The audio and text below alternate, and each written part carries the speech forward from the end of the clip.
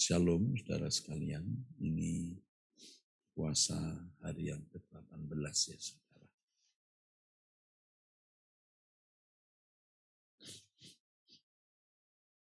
Mungkin ada yang berkata, aduh kok masih lama ya, baru hari ke-18 masih 22 hari.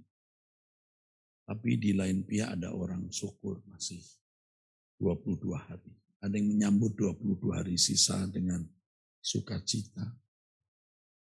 Ya. Bukan sebagai satu beban dan mestinya kita juga memandangnya bukan sebagai suatu beban.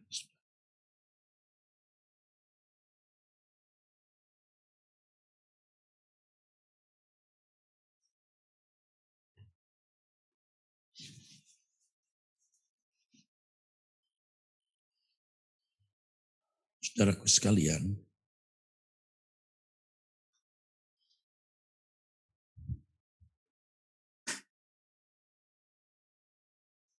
pesan yang Tuhan mau sampaikan kepada kita hari ini adalah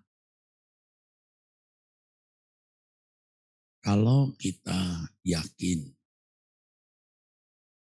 ada kesadaran kekal di balik kematian ini, kematian kita. Kalau kita yakin adanya pengadilan Tuhan yang bisa terjadi dalam hidup kita setiap saat, mengingat kematian kita bisa datang setiap saat, saudara. Maka kita akan berusaha untuk menjadi anak-anak Allah yang sebersih-bersihnya, sekudus-kudusnya, sesuci-sucinya. Bagaimana kita benar-benar berkenan di hadapan Allah. Bagaimana kita sungguh-sungguh telah menyelesaikan tugas yang Bapa percayakan kepada kita.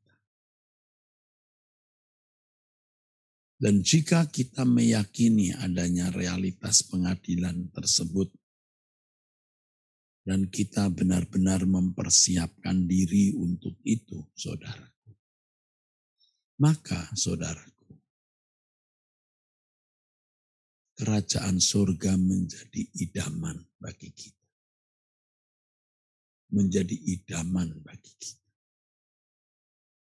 Dulu waktu kita masih kanak-kanak, kalau dijanjikan mau pergi ke tempat wisata, ya, kurang beberapa hari kita sudah tanya terus ke orang tua.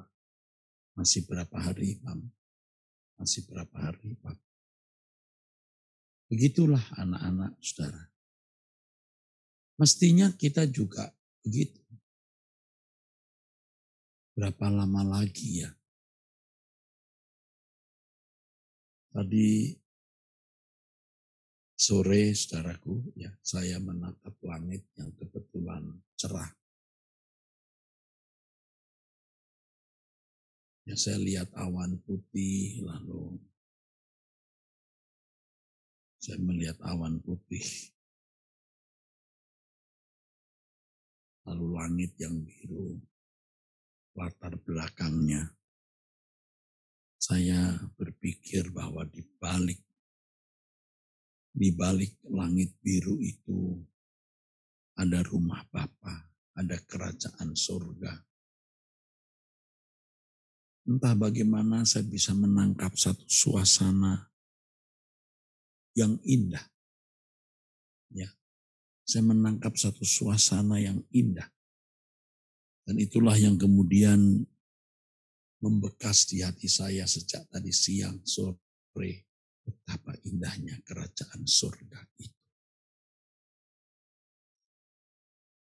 Ditambah lagi saudara sekalian, hari ini kita mendengar berita bahwa Putin mendeklarasi perang terhadap Ukraina. Dan Ukraina pun juga telah mendeklar perang terhadap Rusia. Walaupun tentu kekuatan Ukraina jauh lebih kecil dibanding Rusia.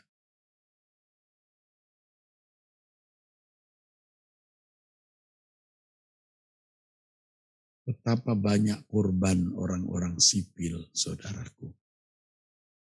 Dan kita akan melihat kalau Allah benar-benar hidup, Allah akan menghukum mereka yang patut dihukum, saudara.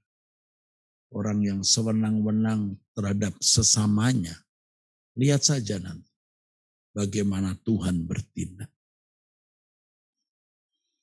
Saudara bisa membayangkan ya, Eropa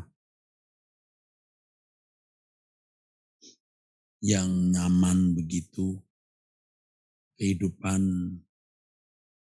langsam dengan baik, ya, suasana nyaman, ekonomi juga baik. Lalu tiba-tiba diancam perang. Berkali-kali Rusia menunjukkan kedikdayaan rudal-rudal balistiknya yang bisa menembus, maksudnya bisa menjangkau semua wilayah di dunia ini. Selain rudal-rudal yang bertenaga nuklir, berhulu ledak nuklir di darat, juga di kapal selam yang tidak bisa dideteksi di mana kapal selam itu berada. Coba saudara, mengerikan sekali. Kalau sampai terjadi perang, benar-benar perang karena Eropa di belakang Ukraina, NATO di belakang Ukraina, wah. Kalau sampai ada yang lepas kendali, lalu menggunakan rudal yang dimiliki Rusia lebih dari 6.000, saudara. Cukup membuat Eropa menjadi padang gurun. Rusia juga akan menjadi padang gurun, saudara. Bayangkan betapa besar dampaknya terhadap dunia ini. Coba, impact-nya pun pasti sampai di Indonesia. Betapa tidak nyamannya dunia ini, saudara. Maka berulang-ulang saya mengajak semua saudara untuk berkemas-kemas. Ini bukan karena ada perang Ukraina yang bisa membawa ke kancah perang dunia ketiga dan dunia menjadi kiamat. Tapi jauh-jauh hari saya sudah mengingatkan saudaraku. Kita harus berkemas-kemas. Bahkan sebelum COVID, kalau saudara datang ke Mall Arta Gading lantai 5 di mana ada gereja Suara Kebenaran Injil Rehoboth, begitu masuk ruangan yang bisa menampung 3.000, 3.500 sampai 4.000 jika sampai di bawah. Ya idealnya 3.500, saudara. Itu ada tulisan besar. Ya begitu masuk pintu ada tulisan besar berkemas-kemas. Kita tidak mau setengah-setengah lagi, saudara. Kalau kita memang mau memindahkan hati kita di surga, kita mau pindahkan mulai sekarang. Kalau kita yakin ada pengadilan Tuhan, kita mau menjadi orang yang kudus sekudus-kudus. Suci sesuci-sucinya. Berkenan di hadapan Allah. Benar-benar berkenan. Lebih dari semua yang kita rindukan, kita usahakan. Menjadi anak Allah yang berkenan harus menjadi bukan saja prioritas, tetapi satu-satu. Sehingga semua kegiatan hidup kita hanya mengarah ke sini. Bagaimana kita menjadi anak Allah yang berkenan. Mungkin orang tidak mempercayai kita. Masa gitu amat. Nggak usah kita perhitungkan. Nggak usah kita dengar yang itu bisa mengganggu, mendistrak pikiran kita. Saudara. Nggak perlu itu mengganggu kita. Kita tetap fokus saja kepada Tuhan semesta alam. Dan bagi saudara pecinta suara kebenaran yang bersama-sama dengan saya Ya, bergumul untuk menjadi anak-anak Allah yang berkenan.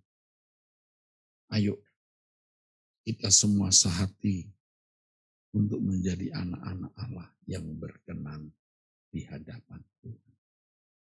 Saudara sekalian, ibadah doa ini bukan hanya diikuti oleh kita yang hadir, juga akan diikuti oleh mereka yang mengikuti tayangan ulang, siaran tunda dari doa bersama ini, yang saya akan desain 1 jam saja. Pagi hari 1 jam, dan malam 1 jam, supaya saudara-saudara yang belum terbiasa akan mulai terbiasa dalam 1 jam menyembah Tuhan dan mendengarkan suara Tuhan seperti ini. Kita percaya tidak ada yang mustahil bagi Tuhan. Tuhan memberikan kita kesanggupan untuk hidup suci, hidup tak bercacat, tak bercelah. Ya. Tiada yang mustahil, tiada yang mustahil. Tiada yang mustahil, tiada yang mustahil, tiada yang mustahil bagimu. Ajaiblah kasih-Mu.